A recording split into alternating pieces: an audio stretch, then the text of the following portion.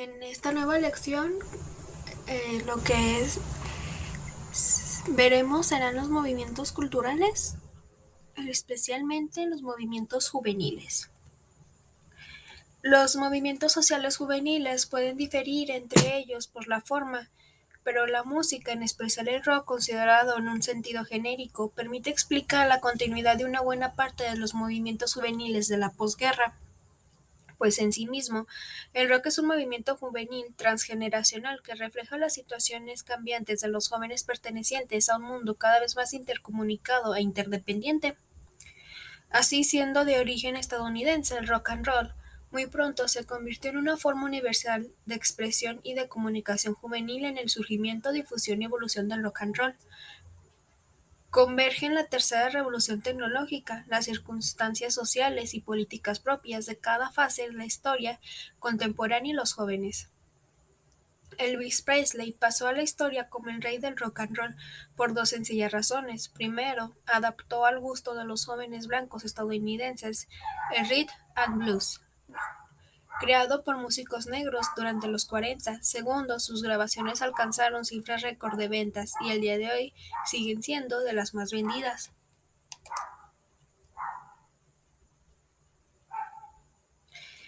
El rock and roll, tercera revolución tecnológica. A los jóvenes acostumbrados a almacenar y a escuchar música digitalizada, los discos de vinilo pueden parecerles artículos de la prehistoria tecnológica. Sin embargo, el disco de 45 revoluciones por minuto fue un artículo que, al ser popularizado por las emisoras de radio especializadas en las audiencias juveniles, se convirtió en el principal medio de difusión del rock and roll. Dicho de otra manera, la naciente industria electrónica estuvo presente en la producción y en la difusión del rock and roll. La industria electrónica realizó aportes fundamentales para la producción de música juvenil. Los instrumentos tradicionales, guitarra, piano, saxofón, trompetas y tambores, fueron dotados con micrófonos adaptados a cada uno de ellos y sus sonidos fueron reproducidos por amplificadores electrónicos que, muy pronto, ganaron fidelidad y potencia. La grabación de la música en disco de vinilo también fue transformada. Los primeros discos de 78 revoluciones por minuto fueron sustituidas por los discos de formato compacto de 45 rpm con una canción por cada lado, o dos en el caso de los extra play, y por los long play, LP o larga duración de 33 revoluciones por minuto, con varias melodías en cada cara. Muy pronto, las matrices metálicas de las grabaciones fueron sustituidas por cintas magnéticas con un número creciente de pistas, beneficiando la calidad de las grabaciones y la fidelidad del sonido. Las grabaciones dejaron de ser monourales, es decir, reproducidas a partir de una sola fuente de sonido, para devenir estereofónicas, reproducidas mediante las fuentes simultáneas de sonido, y reubicar la reproducción de la música en el espacio del oyente. El sistema de reproducción mecánica utilizado por los antiguos gramófonos también fue revolucionado. La tracción fue proporcionada por motores eléctricos y la lectura de surcos fue realizada mediante agujas de cristal, cuyas vibraciones eran transformadas en impulsos eléctricos convertidos en sonidos por amplificadores monourales y más tarde estereofónicos, con potencias de reproducción diversas de acuerdo con el uso del reproductor individual o comercial. Así surgió el tocadiscos compacto y portátil, adaptado para el consumo popular, pero también apareció la rocola, conocida en México como sinfonola, utilizada en los lugares públicos de reunión y esparcimiento de los jóvenes. La radio fue el medio por excelencia para la difusión del rock and roll. En los primeros tiempos, emisoras locales se especializaron en la difusión del rhythm and blues, creado por autores negros, pero cuando los músicos blancos empezaron a interpretar cover las creaciones de aquellos, la audiencia se multiplicó y otras emisoras locales relevaron a las especializadas en la difusión del rhythm and blues. Con la popularización entre los jóvenes de este ritmo mediante la versión blanca del rock and roll, muy pronto las emisoras de grandes ciudades como Nueva York se interesaron en el fenómeno y le dieron una proyección nacional, la cual no tardaría en ser consolidada por emisiones de televisión con alcance de frontera a frontera y de costa a costa. En pleno desarrollo de la sociedad de consumo, la industria electrónica hizo del rock and roll un fenómeno de masas, pero de las masas juveniles. Con ello sentó las bases para la comunicación de nuevos mensajes y para la transformación de las pautas culturales predominantes en la sociedad estadounidense.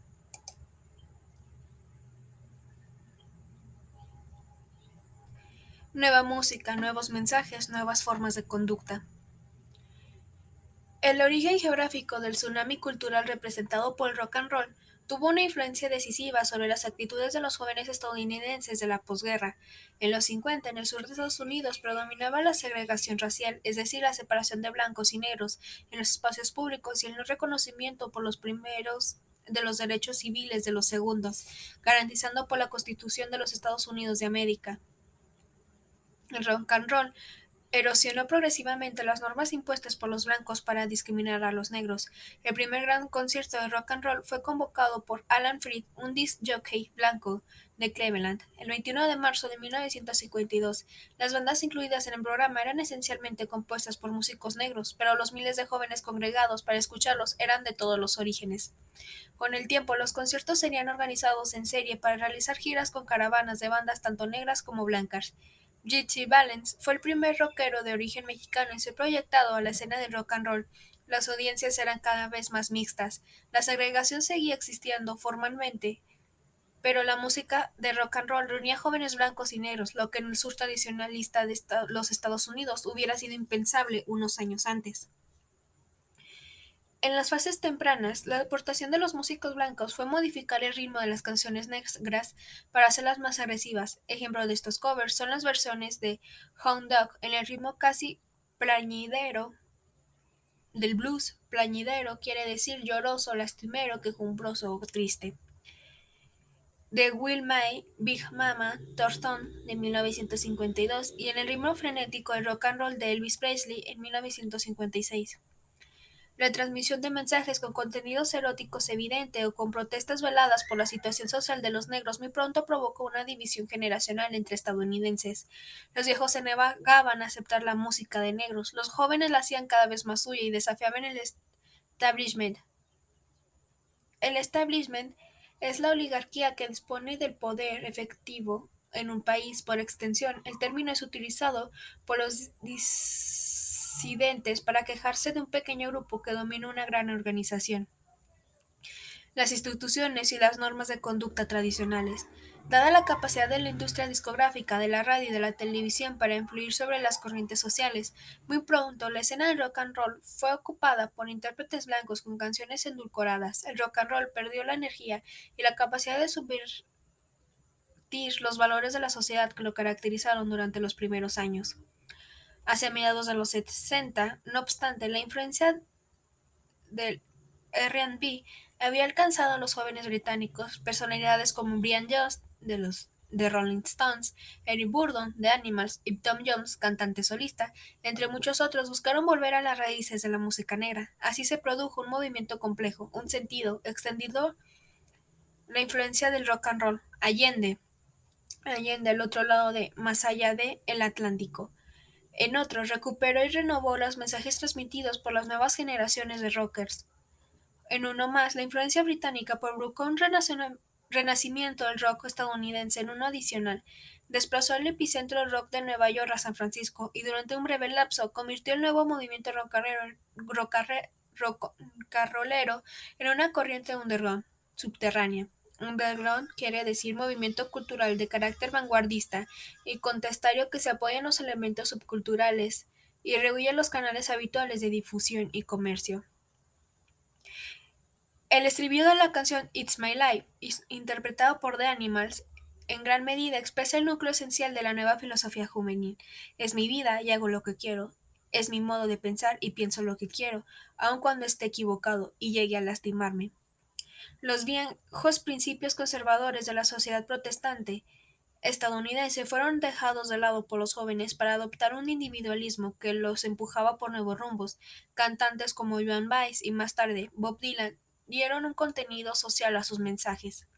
La primera introdujo mensajes de protesta política estrechamente vinculados al movimiento de objetores de conciencia, es decir, al movimiento iniciado por quienes enrolarse en las Fuerzas Armadas estadounidenses cuando eran llamados por estas. El segundo compuso temas con una crítica social profunda y con una nueva calidad literaria que tuvieron su máxima expresión en canciones clásicas como Like and Rolling Stone y Mr. Tambourine Man.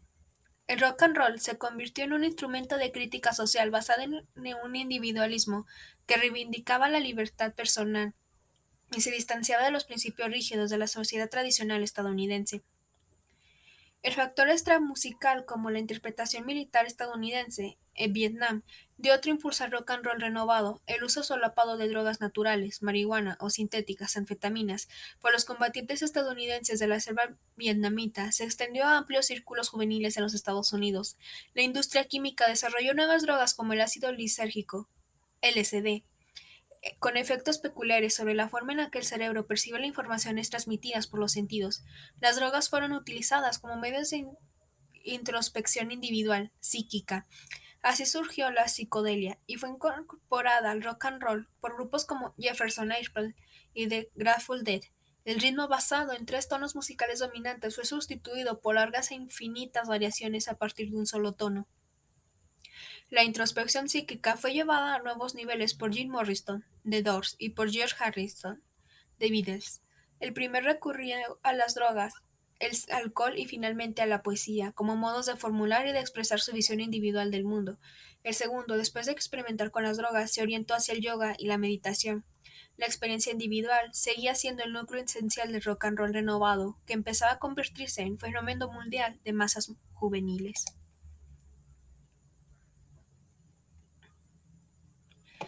El movimiento contra la intervención militar estadounidense en Vietnam y la contracultura hippie.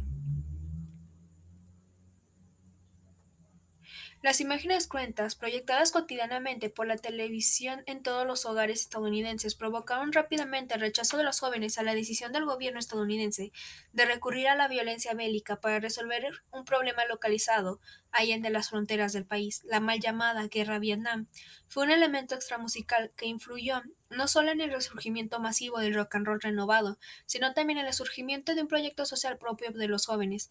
Algunos intérpretes de rock fueron convertidos en portavoces de las movilizaciones antibélicas y "Wall Stop the Rain", Cadence Clare Revival fue convertida en una suerte de himno pacifista. Las difusiones actitudes anti-establishment adquirieron un perfil más nítido y adoptaron una forma antigubernamental que evolucionó rápidamente hacia un proyecto idílico de reconstrucción social. Con ello quedaba cerrado un círculo que contenía la contracultura hippie.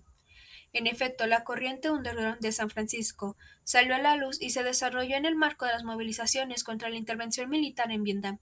En el ámbito musical, la apótesis, o sea, la exaltación o momento culminante de alguien o algo del movimiento hippie, fue el concierto de Woodstock, estado de Nueva York, del 15 al 18 de agosto de 1969, bajo el lema "Tres días de paz y música". Entre 400 y 500.000 jóvenes se congregaron para escuchar las mejores bandas de la época y para demostrar a los escépticos la capacidad de congregarse para manifestarse en favor de la paz.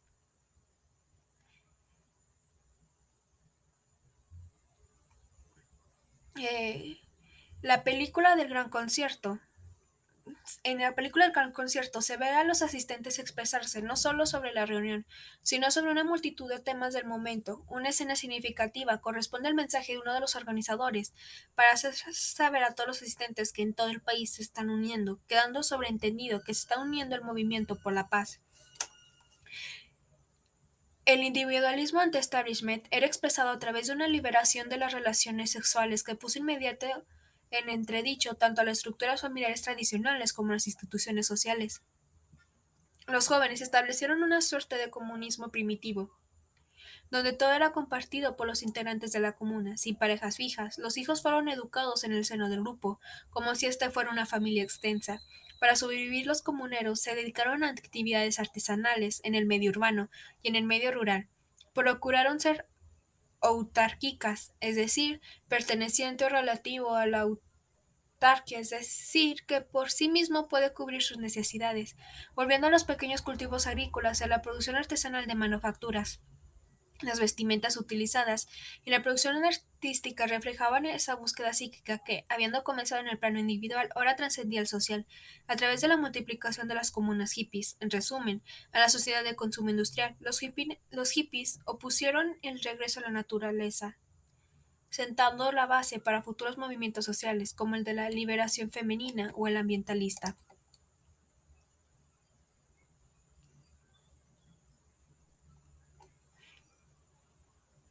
Heavy metal, punk y rock. El sonido peculiarmente agudo de la guitarra de Jimmy Page del grupo Led Zeppelin orilló a algunos comentaristas musicales a decir que parece metal pesado, heavy metal, cayendo del cielo, acuñado al término con el cual sería conocido esta corriente del rock. En Estados Unidos, el género fue cultivado por grupos como Black Sabbath, The Purple, cambiando los sonidos agudos de la guitarra por sonidos distorsionados y potentes.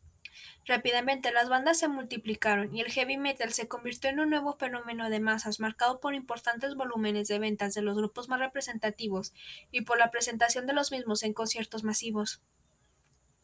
Esta vértice del rock dejó de expresarse en movimientos juveniles con carácter político, para limitarse a convocar las audiencias de seguidores a conciertos masivos en estadios deportivos o grandes superficies abiertas. En contrapunto al heavy metal creado por músicos virtuosos surgió el punk rock, o simplemente punk, en los garage familiares, es decir, se trata de música compuesta e interpretada en el inicio por aficionados. El carácter amateur y marginal en relación a los medios de comercialización musical de los intérpretes punks determinó una forma pesimista de ver el mundo basada en la divisa "There is no future", no hay futuro, y en un nuevo repliegue sobre el individualismo original del rock and roll. En efecto, la masificación de las diversas corrientes del rock desembocaba en la creación de comunidades perfectamente identificadas con un género musical. La individualidad se desdibujaba y se perdía en esa comunidad. Al replegarse sobre sí mismos, los punk volvieron a reivindicar la individualidad como principio esencial de la existencia de bandas. Poco a poco, el individualismo elemental dio lugar a una concepción filosófica resumida de tres ideas básicas. La primera, haz lo que quieras, pero hazlo a tu manera, do it yourself, de la cual derivan. La segunda, el rechazo de todas las normas vigentes. Y la tercera, el distanciamiento de la uniformidad promovida por las modas y por los medios de comunicación propias de la sociedad de consumo. Sin embargo, en cada país donde se desarrollaron los movimientos punk adoptaron a características específicas determinadas por la sociedad de origen. Así, en Estados Unidos, en Gran Bretaña, fueron movimientos anti-establishment. En Rusia fueron movimientos opuestos tanto al comunismo como al capitalismo salvaje resultante del derrumbe de la Unión Soviética. En Indonesia practican una solidaridad anclada en el Islam, pero son críticos agudos de las interpretaciones y de prácticas extremas de la religión. El rock punk trascendió la música para convertirse en un movimiento cultural diverso, con un amplio espectro de expresión política. Entre las más importantes destaca una especie de anarquismo que, aunque dista mucho de la filosofía pregonada por Mikhail Bakunin o Prior Kropotkin, reivindican un antiautoritarismo a ultranza. En el plano musical, Sex Pistols es la banda más representativa. La corriente denomina straight edge, borde honrado, pregón la abstencia del alcohol, del tabaco y de las drogas, abstención del alcohol, el tabaco y las drogas. Lo más radical de esta corriente va tan lejos que evita el consumo de carne y cafeína, así como las relaciones sexuales ocasionales. En el campo de la izquierda política, el marxismo ha ejercido una profunda influencia en la corriente POM, que se autodenominan socialistas o situacionistas y que reivindican los intereses de las clases trabajadoras. En otro registro político encontramos las corrientes apolítica y nihilista. La primera de ellas busca evitar cualquier expresión de carácter político, mientras la segunda adopta una actitud escéptica ante el mundo. En el ala derecha están las corrientes conservadora y la mal autodenominada libertaria. Una y otra se caracterizan por rechazar el socialismo, por pregonar la reducción de la influencia del Estado de la vida social y por mantener la propiedad privada e individual como principio básico de la organización social. Sin duda, la más mediática de las corrientes de derecha son los neonazis, conocidos como shitheads, cabezas rapadas, quien practican un nacionalismo militante y reivindica la superioridad de la raza blanca.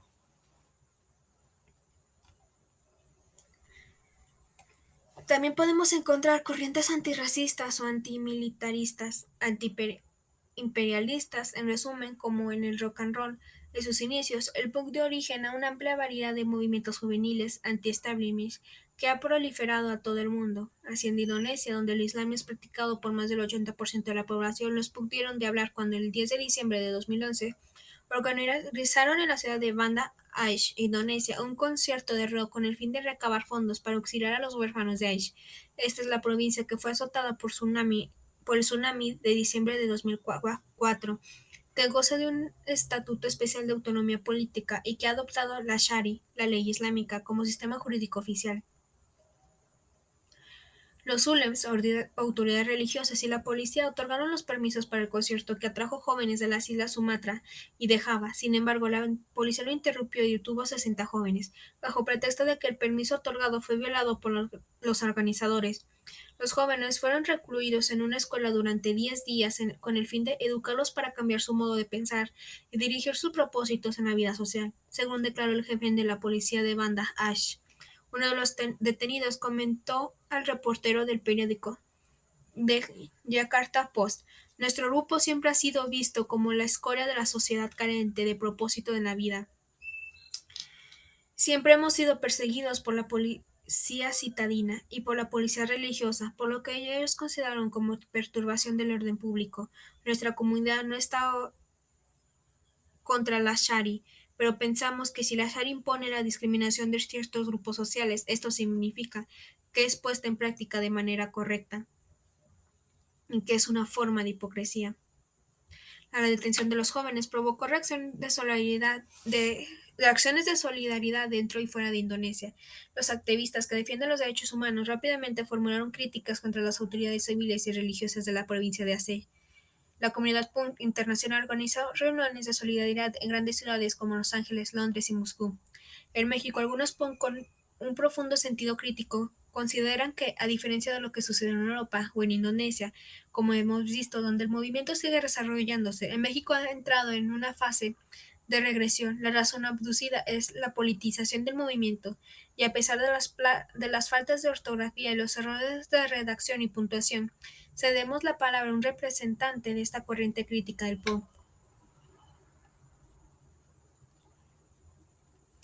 El cual dice que la ignorancia de la mayoría de los punk, sin cultura ni educación, terminaron por dividir, arruinar y disolver una escena sólida y firme donde nuestra libertad era solo eso.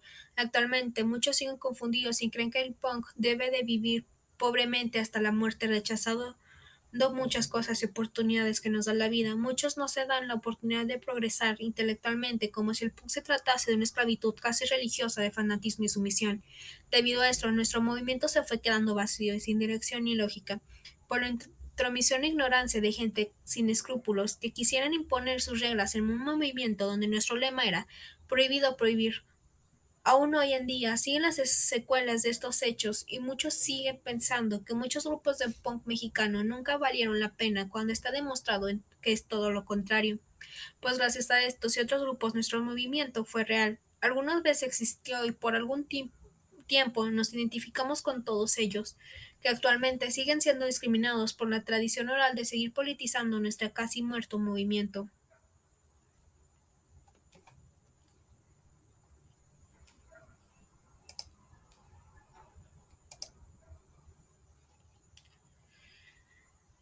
El rap y la cultura hip hop. Los orígenes del rap se remontan a los inicios del rock and roll. En la década de los 50 se trata de una forma de expresión extremadamente sencilla, basada en la recitación rítmica de rimas, juegos de palabras y poesía. Esta forma de expresión oral nos envía inmediatamente a las tradiciones religiosas, donde la lectura y o la recitación salmodiada de las escrituras sagradas, pero sigue siendo una forma de transmisión del mensaje religioso, sobre todo en sociedades marcadas por el analfabetismo. En consecuencia, es posible que el origen del rap esté ligado a la recitación de la Biblia en el seno de las comunidades negras estadounidenses analfabetas, y que, como el gospel o el evangelio o buena nueva, haya trascendido el ámbito de las iglesias para convertirse en una forma de expresión musical. En 1979, el grupo Sugar Gang grabó el primer éxito del rap, Rapperdelic era la recitación de un texto con una duración aproximada de 15 minutos. Con esto fueron abiertas las puertas a los talentos de la expresión oral. El aspecto novedoso del rap consistía en la audiencia de melodía y en la predominancia del ritmo. En consecuencia, podía ser practicado en todo lugar y en todo momento, pues podía ser interpretado a capela o con el acompañamiento de ritmos pregrabados. Todo dependía de la agilidad mental y de la capacidad de expresión del intérprete. La forma elemental de expresión garantizó el éxito universal del género.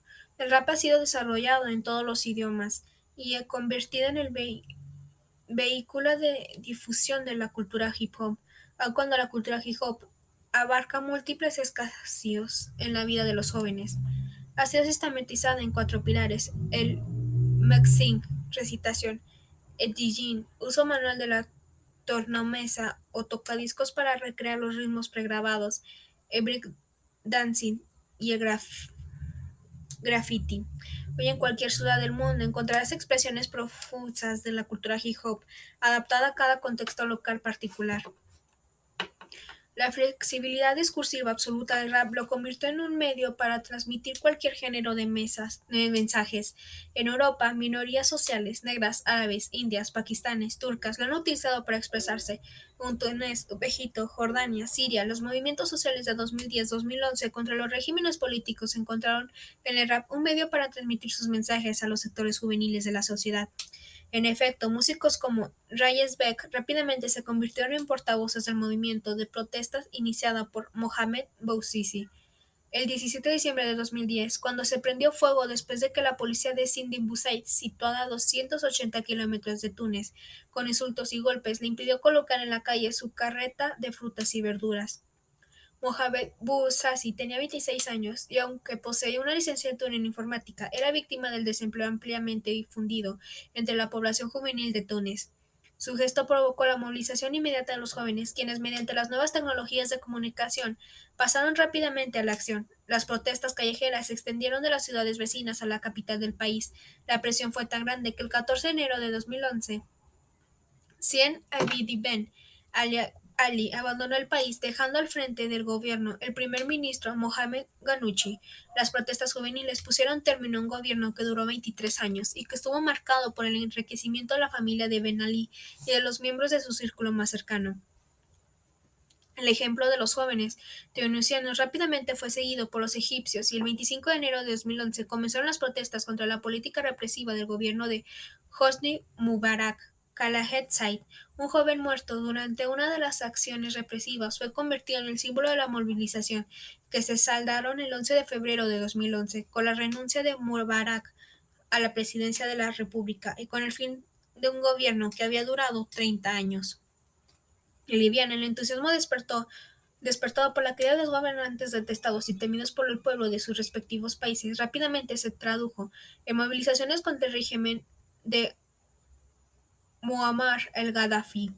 Una facción de ejército, no obstante, se apresuró a romper con el régimen para recuperar en su favor el movimiento popular. La guerra civil sustituyó las protestas callejeras, y los militares disidentes pronto recibieron el apoyo de las fuerzas de la OTAN, encabezados por el gobierno francés, para derrocar a un gobernante que era, ya a todas luces, incómodo. En prácticamente todos los países del norte de África y del cercano oriente, los jóvenes se apresuraron a imitar a tunecianos, egipcios y libios, poniendo en aprietos a todos los gobiernos del área y a los de los países avanzados que lo han sostenido a pesar de la pésima reputación detectada. Las movilizaciones juveniles han sido llamadas de muy diversas formas, pero el nombre más difundido es el de primavera árabe, una primavera que floreció gracias a las redes sociales y al ardor de jóvenes cansados de pagar los costos de políticas antipopulares benéficas tan solo para las élites de todos estos países. Reyes Beck y otros músicos han acompañado los movimientos juveniles mediante sus canciones de rap, estableciendo con ellos un círculo virtuoso de comunicación y difusión de las reivindicaciones políticas juveniles.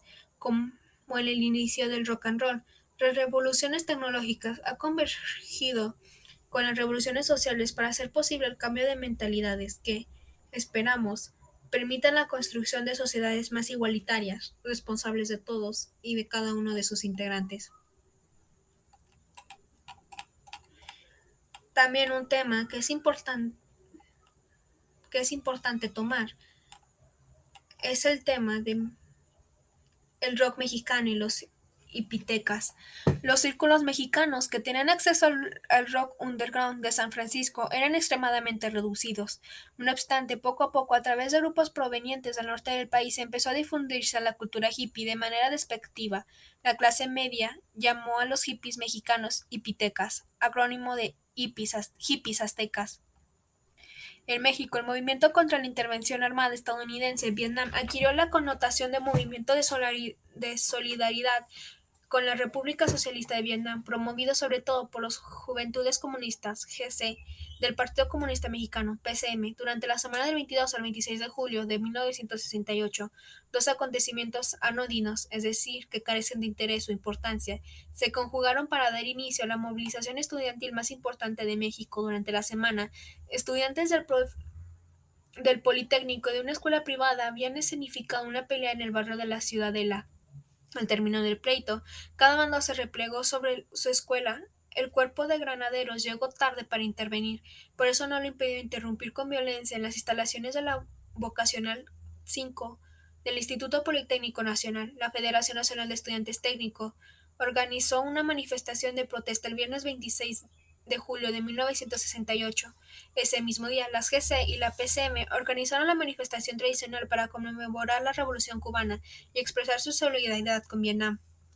Ambas manifestaciones coincidieron en la zona de Alameda y fueron reprimidas por un grupo de granaderos en el barrio Universitario, en el centro de la Ciudad de México. El lunes 29 de julio, las escuelas de la Universidad Nacional Autónoma de México y del Instituto Politécnico Nacional empezaron una huelga para protestar por la represión policíaca durante las semanas siguientes. Varias instituciones se sumaron a la huelga y participaron en las manifestaciones masivas. Ante los oídos sordos de las autoridades, el movimiento estudiantil adquirió connotación cada vez más política y empezó a arrastrar tras de sí otros sectores sociales. Conforme se acercaba el inicio de los Juegos Olímpicos de 1968 en la Ciudad de México, las protestas crecían día con día y el gobierno optó por recurrir al ejército para reprimir violentamente el movimiento estudiantil. El 2 de octubre, durante un mitin político en la Plaza de las Tres Culturas, la represión se convirtió en el medio más eficaz para callar las protestas sociales.